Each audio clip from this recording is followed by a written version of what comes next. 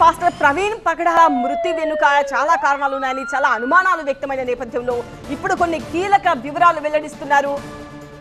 Pastor Praveen పగడాల హత్యకు గురైనట్టు ఆధారాలు లభించలేదు అని ప్రకటించారు ఏలూరు రేంజ్ ఐజీ అశోక్ కుమార్. గత నెల 24న రాత్రి 11:40 మృతి చెందగా 15 రోజుల్లోనే కేసు దర్యాప్తు పూర్తి చేశామని చెప్పారు.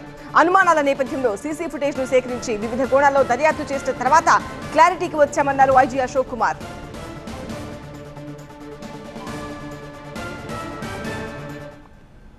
Team of transport officials, district transport officer east Godavari district సంబంధించిన ఎంబీఐ, ఏఎంఐ, డిటిఓ గారు ఆ వెహికల్స్ అన్ని ఎగ్జామిన్ చేశారు.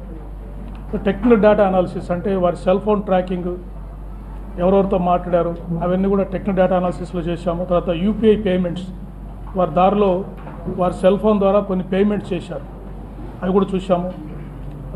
మీతో పని చేసినందుకు చాలా సంతోషంగా ఉంది. మీరే బెస్ట్ బాస్. ఇప్పటి వరకు మేనేజర్గా ఉన్నాను, ఇప్పుడు బాస్ అవుతాను. ఎలా? బాస్ వాలా be the boss. Post mortem examination team of doctors చేశారు. ఈ అనాలిసిస్ ఆఫ్ ఆబ్జెక్ట్స్, బాడీలో ఉండే ఆబ్జెక్ట్స్ అన్నీ ఎఫ్ఎస్ఎల్, ఆర్ఎఫ్ఎస్ఎల్ విజయవాడలో ఎగ్జామిన్ చేశారు. తర్వాత కొంతమంది ఇక్కడ రాజమండ్రిలో కానీ చుట్టుపక్కల ప్రాంతాల్లో ఇది మర్డర్ అని, తర్వాత సస్పీషియస్ డెత్ అని సోషల్ మీడియాలో, టీవీలో ఇంటర్వ్యూస్ ఇచ్చారు.